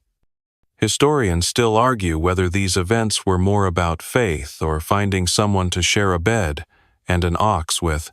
You join the procession through the fields, watching as villagers hang garlands on doorposts and whisper intentions into tied bundles of herbs. One girl claims hers will make her future husband brave, kind, and good at carpentry. She's aiming high. At the center of the festivities is the wishing tree, a gnarled old ash with ribbons from decades past still fluttering in its branches. People approach one by one, pressing charms, scraps of cloth, or folded notes into the bark. You add your own a tiny knot of thread from the lavender pouch Jera gave you. Not a wish, exactly. More of a thank you, or a please don't let me marry the guy who smells like pickled turnips. You spend the afternoon watching a tournament of sorts, sack races. Archery, a game that seems to involve hitting each other with bread loaves until one person gives up. The winner receives a goat and a pie. The goat eats the pie. Everyone cheers anyway. You spot Linhart again, the troubadour from a few days ago, now lounging under a tree, plucking at his lute. He nods toward the crowd and says, "There's more truth in these rituals than in any courtroom." You ask what he means? People pretend they want order, he says, but what they really want is a story they can be part of. And today, everyone's the hero. Fringe tidbit. In some villages, Feast days included public performances of marriage games, where pretend weddings were staged between strangers as a form of matchmaking. Sometimes they stayed pretend. Sometimes, not so much. A few records show that these game marriages led to real unions, and even real scandals. Later, as the sun begins to set, the bonfire is lit. Dancers circle it, leaping through smoke, throwing in dried flowers, laughing with the kind of joy that only happens when rules are suspended for just one night. You sit beside a woman named Tilda, who's chewing on fennel stalks and watching the flames like they owe her money. You ever wonder? She says, if all these saints were just people who did things at the wrong time in front of the wrong crowd, you ask if she's speaking from experience. She grins, only slightly. As the fire burns low, someone passes around a jug of something dangerously fragrant. You sip. You regret. You sip again. The stars come out, slow and scattered like breadcrumbs across the black. You find yourself humming one of the choir's off-key songs from this morning. Someone joins in. Then someone else. Suddenly, you're all singing. Poorly, but loudly. Like a village that's eaten too much pastry and decided to forgive itself for everything. Historians still argue whether these festivals were sacred rites or pagan leftovers wrapped in Christian frosting. But standing here, smoke in your clothes, honey on your tongue, laughter ringing like bells, you suspect they were always about one thing, letting people feel something. Together. And tonight, that something feels a little like joy, a little like longing, and a whole lot like dancing. Even when your feet hurt, you wake up with flower petals in your mouth and no memory of how they got there. Someone has drawn a smiley face in ash on your forehead, and your cloak smells suspiciously like roasted onion. All in all, not the worst outcome from a St. Ulfrida feast. You splash cold water on your face at the communal trough and notice you're not the only one suffering. The baker's apprentice is asleep inside a wheelbarrow, clutching a turnip. Two girls are loudly whispering regrets near the sheep pen. A goat is wearing someone's bonnet. But you have other matters on your mind, because today, the priest is offering a lecture voluntary, but strongly encouraged on the virtues of chastity. You attend out of a mixture of curiosity, boredom, and the hope that there might be ginger biscuits afterward. He stands beneath the nave's arched ceiling, like a man hoping divine inspiration will strike him dead before the second paragraph. Chastity, he begins, is not merely abstinence, it is a state of spiritual focus, a clean lens through which one views the soul, free of distractions. You look around. Half the crowd is picking at their fingernails. One man is definitely asleep. A woman in the back is smirking behind her headscarf. Fringe fact: the medieval church's teachings on chastity were not just about avoiding sex, they were about channeling desire into higher forms of love. Ideally, love for God. But this ideal clashed constantly with lived experience. Monks confessed impure dreams. Nuns wrote poems about forbidden longing. Historians still argue whether these vows were fully understood or just reluctantly endured. The priest launches into a list of temptations music. Laughter, physical beauty, dancing. You glance at your tunic muddy, rumpled, and highly unlikely to corrupt anyone's morals. Still, you fold your hands like a good penitent. Afterward, you linger. He approaches and sighs. Do you ever wonder, he murmurs, why the things they tell us to avoid are the ones we remember most? You ask him whether he ever regrets taking vows. He gives you a long look. Then says softly, "Not every day." Later, you visit the scriptorium. It's mostly used for copying scripture. But today, a lay brother has pulled out a rather battered manuscript from the back shelf, The Romance of the Rose. Not strictly church-approved, but too widely circulated to burn. You skim a few pages. It's full of metaphors so clumsy and so weirdly specific that you snort aloud. A woman's virtue compared to a locked garden. Desire pictured as a knight hacking through hedges. You wonder how many people read this under candlelight. Cheeks flushed. Hearts racing. Fringe tidbit. The Romance of the Rose was a wildly popular allegorical poem that explored love, seduction, and morality through a surreal dream journey. Though it began as a philosophical work, later editions made it steamier and more controversial. Debates over its meaning raged for centuries. Was it satire? Was it instruction? Was it just medieval fan fiction? You ask the scribe what he thinks of it. He shrugs. I copy what I'm told. But I think love's not a sin, it's the confusion that follows. You help him repair the spine of a different book. The binding glue smells like vinegar and regret. He tells you how some monasteries would keep banned books under lock and key. But scribes still copied them anyway. Even silence wants to be remembered. He says. You walk home as evening sets in. Past the now limp garlands still dangling from doorways. The fields are quiet. A pair of lovers pass you on the path. Fingers, almost touching but not quite. You pretend not to see. They pretend you're not watching. It's a system that works. You sit outside your hut and watch the sky darken. A breeze picks up, scattering petals across the dirt like forgotten confessions. You think about the priest, the smirking woman in the back pew, the books hidden in shelves, the things people long for, and the quiet places they go to keep those longings safe.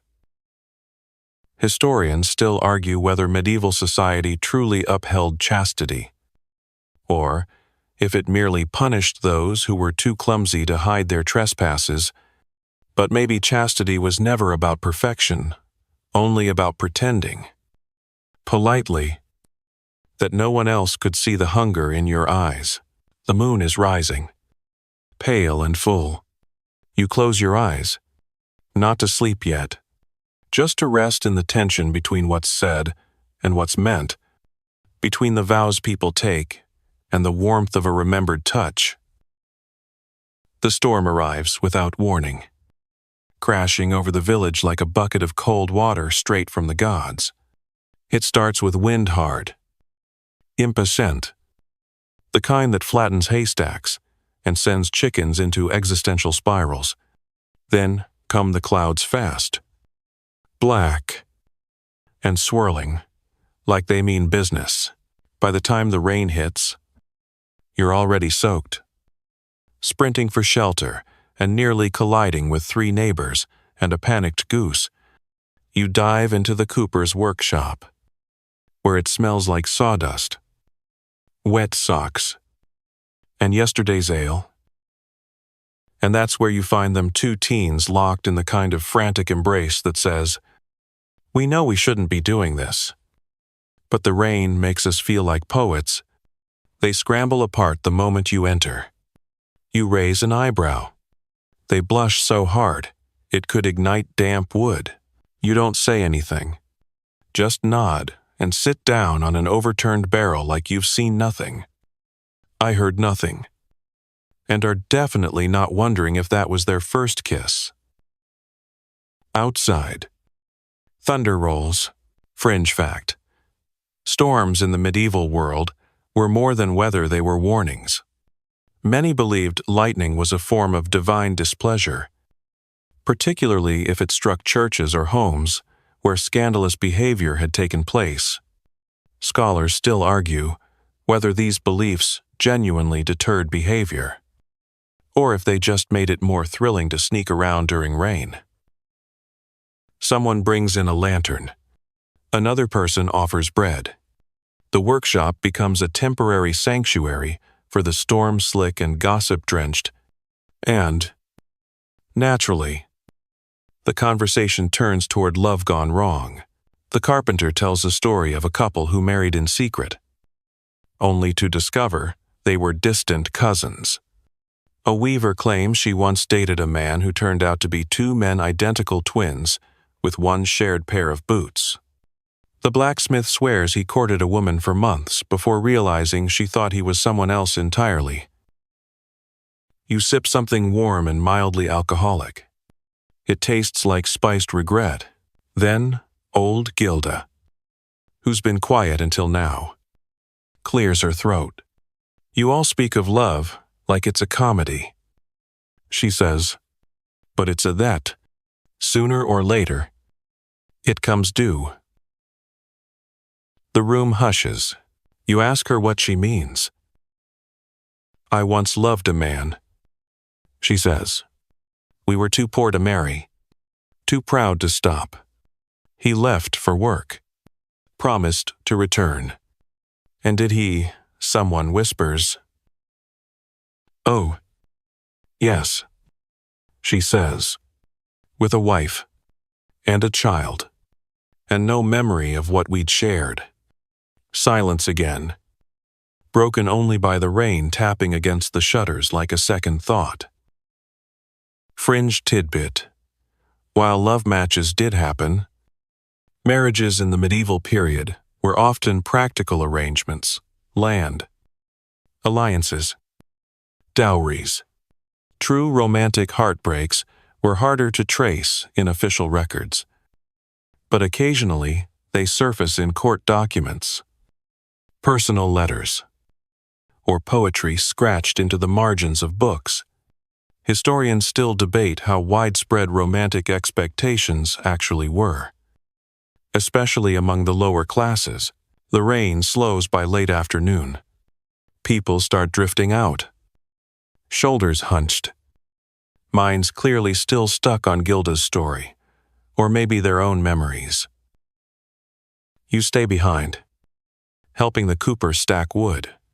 He tells you that the storm ruined 3 barrels and a marriage proposal. Apparently, the ring was hidden under the biggest tree in the field, which is now a swamp. She still said yes. He adds, but she made him fish it out with his bare hands. You laugh, then step back into the gray-drenched world. The roads are thick with mud. The sky still grumbles, but everything feels softer now, like the earth's been reminded. It can cry if it needs to. Back in your hut, you light a small fire and hang your clothes to dry. The warmth creeps up slowly, curling around your ankles like a friendly cat. You think of those 2 teens in the cooper's shop, of Gilda's quiet age, of how love, in all its forms, awkward, brief, grand, unfinished threads through this village, like ivy around stone. Historians still argue whether love in the medieval world was as important to ordinary people as survival, but you're starting to believe it was, because even in the thickest storms, people still find each other, still reach for a hand, a glance, a stolen kiss between thunderclaps. And sometimes, when the rain stops, they stay. You wake to the creak of a cart outside, and the sound of someone very determinedly not whispering about you. Welcome to village life, where privacy is just a polite rumor. You stretch, bones popping like damp twigs, and step outside into air that still smells faintly of yesterday's storm and freshly trampled grass. The gossipers scatter. One of them drops a beat. You wave, Today is market day, the social event of the week unless someone's goat escapes again. And it just so happens that today, market day, comes with an unexpected visitor, a traveling physician. Or, more accurately, a physician, complete with a sack of mysterious powders. A robe that's either velvet or badly singed wool, and a confidence that could probably cure shingles by sheer force of ego. He sets up beside the candle cellar, unrolls a blanket, and begins hawking remedies for all ailments of the flesh, including, but not limited to, stubborn affections of the heart. You edge closer, because of course you do. Fringe fact: while licensed physicians were rare in rural areas, traveling healers and wise men filled the gap, offering mixtures, amulets, or advice on everything from plague to heartbreak. Many carried books of charms or crude anatomical drawings. Historians still argue whether they helped more than they harmed, or whether their role was mostly emotional, to give hope in a world with precious little control. The physician waves a jar at you. This one, he says, guarantees fidelity. Just one drop on the tongue, and your beloved will dream only of you. You examine it. Smells like boiled turnip. You ask what's in it. He replies. A blend of moon herbs, spring dew, and certainty. You pass. He moves on to another customer, offering something called blush wine, which supposedly restores lost passion. A woman buys two. Nearby, you overhear a conversation between two young men about how to win the affection of the same girl. Their strategies vary wildly. One plans to write a poem involving falcons and moons.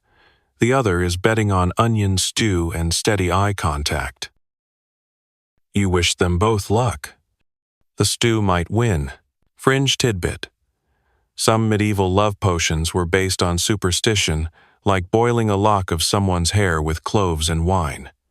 Others were disturbingly practical, involving bodily fluids and nail clippings. Recipes were passed in secret, sometimes copied into margins of herbal manuscripts or traded like forbidden candy. You stop by a stall selling dried flowers, and the seller asks if you'd like a lovesick bundle. You ask what's in it. Basil, yarrow, thyme, and a pinch of road dust. Why? Road dust, so they always find their way back, she says with a wink. You buy one. By midday, the market is bustling. Someone's playing a pipe. Children are chasing a pig that's clearly smarter than they are. A monk buys 3 pears and very loudly says they're for a friend. You spot Marta again. She's glowing either from excitement or a very effective herbal rinse. She holds up a piece of lace. For the wedding veil, she says, then adds, or the sleeves, or a curtain. I haven't decided. You wander with her for a bit, helping her choose ribbons and bread. She mentions that Jaron, her maybe husband, has written her a letter. A whole letter, she nods. Spelled beloved wrong, but he tried. You both agree that effort counts. Later, you return to the physician's stall. He's packing up. You ask him whether his potions ever actually work. He smiles. Sometimes. But the real medicine, he says, tapping his temple, is making people believe they have a chance. You think about that as you walk home. About road dust and ribbon, onions and misspelled devotion. About how, in this world of tight spaces and tighter rules, People still find ways to pursue affection, even if it means buying fake potions or writing awkward falcon poems. Historians still argue whether these love cures were cultural placebo or social crutch, whether they preyed on hope or honored it. But you know this much: when someone spends 3 coins on basil and thyme wrapped in linen, it's not because they're foolish. It's because they're brave. You hang your own bundle above your door that night. It sways gently in the breeze, fragrant and slightly ridiculous. But somehow, you feel better. You wake to the thud of boots outside and a voice shouting something about witnesses. That's never a comforting word at this hour. You crack open the shutters just enough to see a cluster of villagers gathered near the center of the square, all gawping in the same direction, which, in this town, only means one thing. Somebody got caught doing something very interesting. You throw on your cloak, grab half a piece of cheese, and shuffle down to join the crowd. The scene, a sheep pen. The crime, 2 lovers caught in an embrace so enthusiastic they knocked over a fence. The punishment, that's what everyone's waiting to find out. It's the Reeves' job to sort it. He shows up looking grumpy and still lacing one boot. The couple stands shamefaced, a farmhand and the miller's daughter, both red-faced, eye-covered, and very much regretting their choices. First offense, the Reeve mutters. There's a pause. Then the baker's wife coughs. Second, she says. Maybe third. Fringfect, in medieval villages. Informal court sessions, known as manorial courts, handled low-level infractions, including public indecency, premarital sex, and night walking with suspicious purpose. Punishments varied: fines, temporary stocks, or public shaming. Historians still argue whether these sessions were more about morality or maintaining village hierarchy. The Reeve sighs. One day in the pillory, then, and no shared tasks for a month. You wince on their behalf. The pillory is essentially a medieval selfie booth for public embarrassment. But the couple looks relieved it wasn't worse. You drift away from the crowd just as a piglet makes a break for it, possibly also guilty of something scandalous. That afternoon, you find yourself walking with Linhart, the troubadour, again. He's working on a new song. What rhymes with haystack? He asks. You suggest payback. He nods. That'll do. It's about a love triangle between a Reeve, a tanner's wife, and a misplaced goat. You raise your eyebrows. Based on true events, he says, smugly. Fringe tidbit. Troubadours didn't just sing romantic ballads, they also composed biting satire, bawdy tales, and sometimes elaborate innuendo-laced verses about court cases, clergy hypocrisy, and local scandals. In a world with limited literacy, music was how news, gossip, and subtle rebellion spread. You ask Linhart if he ever censors himself. Only when the crowd has pitchforks, he says cheerfully. As dusk settles, you pass the pillory again. The farmhand's hair is full of bread crusts. The miller's daughter looks annoyed, mostly at the fact that someone brought cabbages. A child tries to hand them a flower. It's both tragic and adorable. You sit nearby, quietly offering them some of your cheese. They accept without a word. There's a silence that settles over all 3 of you, not quite shame, not quite defiance. Something softer, something human. You think about how easy it is to punish love when it doesn't follow the script. How entire systems are built around the idea that affection should be orderly, predictable. and supervised by someone in a fancy robe. Historians still argue whether village justice preserved morality or just reinforced control, whether public punishment was about sin or about spectacle. You suspect it was both, and that everyone in the crowd secretly wonders if they'll be next.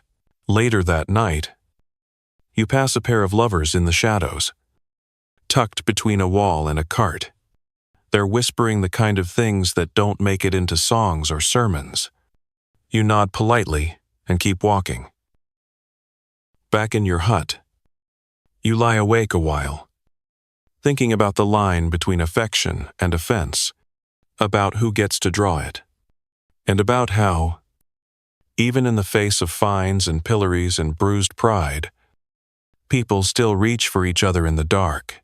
Maybe love is its own kind of quiet defiance, a rebellion of fingers brushed, of letters smuggled, of flowers handed over despite the crowd.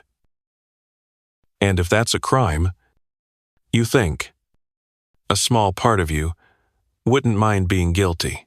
The next morning, the air is thick with the smell of smoke and something faintly metallic rain on old stone. Maybe, or just the scent of rumors, still hanging in the air after last night's pillory drama. You stretch, roll your shoulders, and hear the unmistakable sound of someone reciting poetry with more confidence than talent. That can only mean one thing. Linhart's back at it. Sure enough, you find him perched on the well's edge, strumming his lute and delivering a ballad to an audience of exactly 2 bored geese and a girl who's pretending not to listen while braiding wildflowers into her sleeves. The topic, the ballad of the blushing haystack. You sit beside him and toss him a crust of bread. He nods in thanks mid-rhyme. The girl glances over and rolls her eyes, but doesn't leave. That's progress. He finishes with a flourish and says, "Tomorrow, I take this to the next village. Word is their Reeve once proposed marriage during a flood. There's material there." You wish him luck. He grins. Luck is for saints. I rely on scandal. He's not wrong. You wander through the village, noticing how life, despite everything, continues its gentle, absurd rhythm. A woman hangs laundry next to a sheep who keeps trying to eat her sock. 2 boys are arguing about whether a worm counts as protein. A man trips on a chicken and politely apologizes to it. At the far end of the village green, a woman named Aldith sets up a cloth-draped booth with a sign that reads, simply "Dreams and Other Misfortunes." Naturally, you investigate. Inside the booth is a small table, 3 tallow candles, and Aldith herself, eyes lined with coal, voice smoky like she swallowed a thundercloud and enjoyed the taste. She claims she can read fortunes using pebbles, ribbons, and, occasionally, just vibes. You ask about love. She picks up a handful of river stones and drops them into a shallow bowl. She says, dramatically. You lean forward. Your heart, she declares, is not in danger, but it is very badly parked. Fringe fact: fortune-telling and love magic were surprisingly common across medieval Europe, even in deeply religious communities. Practices included casting lots, interpreting dreams, tying knots in lovers' clothing, and baking symbolic charms into bread.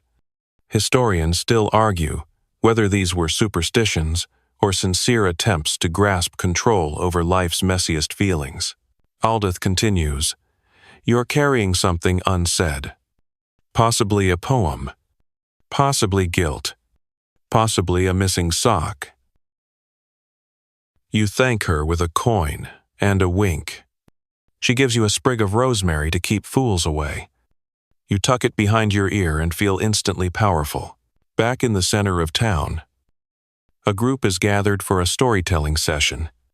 This is where the old tales get passed down, not written, but whispered, embroidered, exaggerated. Tonight's tale, the tragic romance of Lady Elswith and the blacksmith of Hollow Glen. It begins as all good stories do, with longing, a locked door, and a dog that knows too much.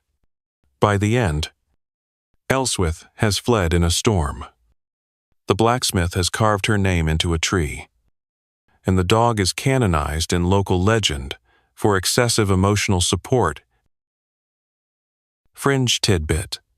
Many villages had their own local love legends, stories of forbidden affairs, ghostly reunions, and tragic separations. These tales served as both entertainment and moral fables, with subtle warnings tucked inside romantic flourishes. Some may have been based on real events. Others were probably invented to explain odd carvings, ruined cottages, or mysterious grave markers. The storyteller finishes with a flourish, and the crowd disperses slowly, each person carrying away a phrase or image that will drift back into dreams later.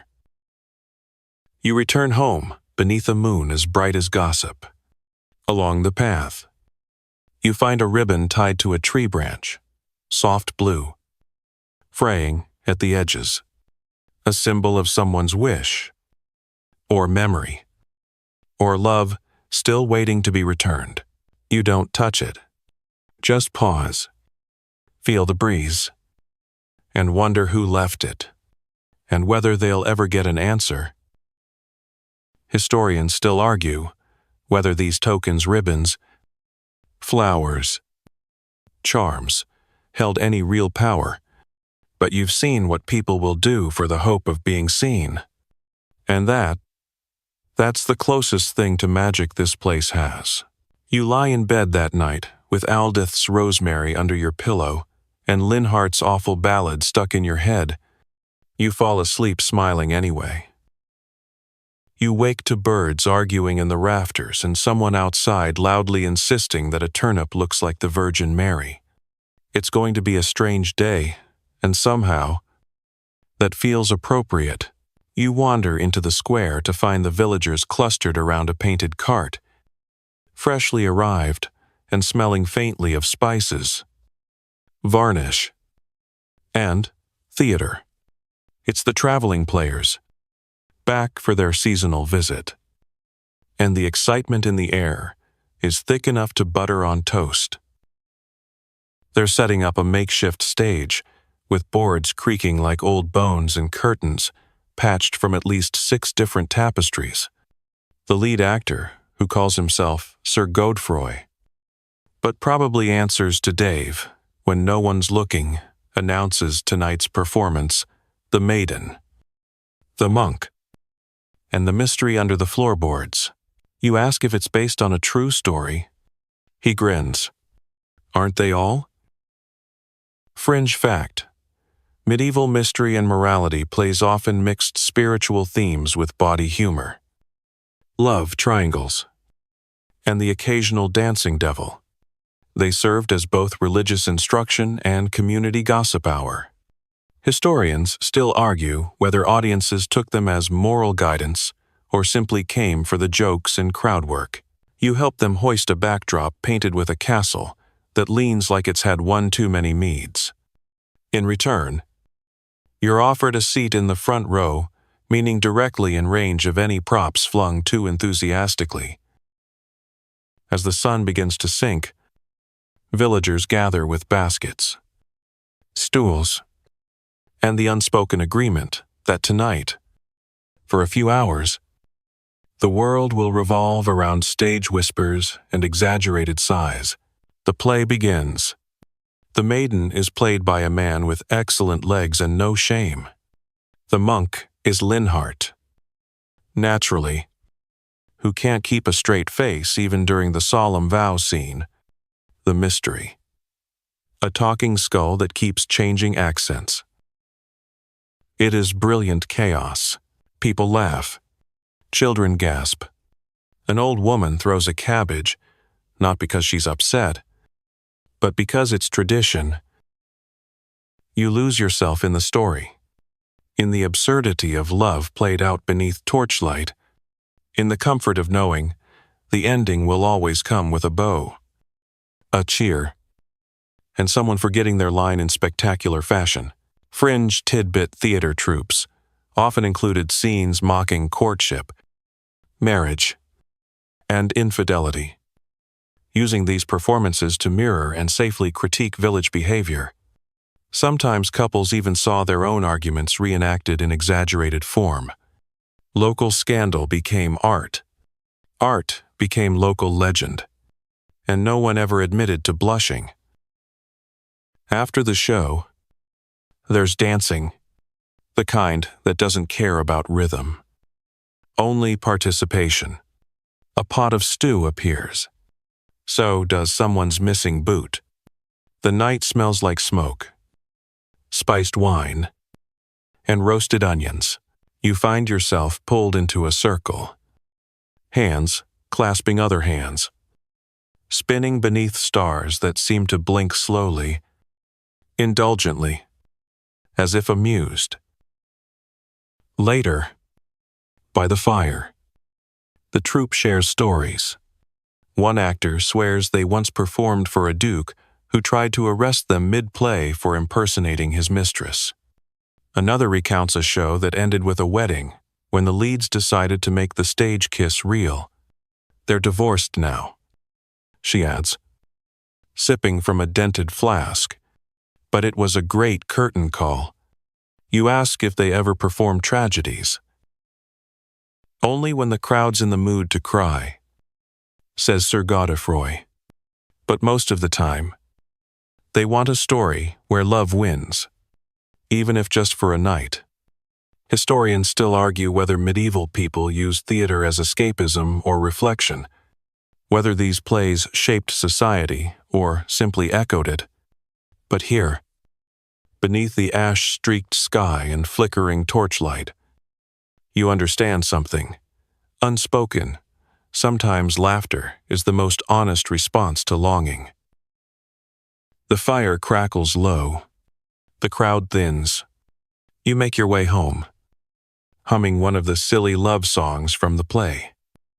The chorus lingering like warm breath on a cold window.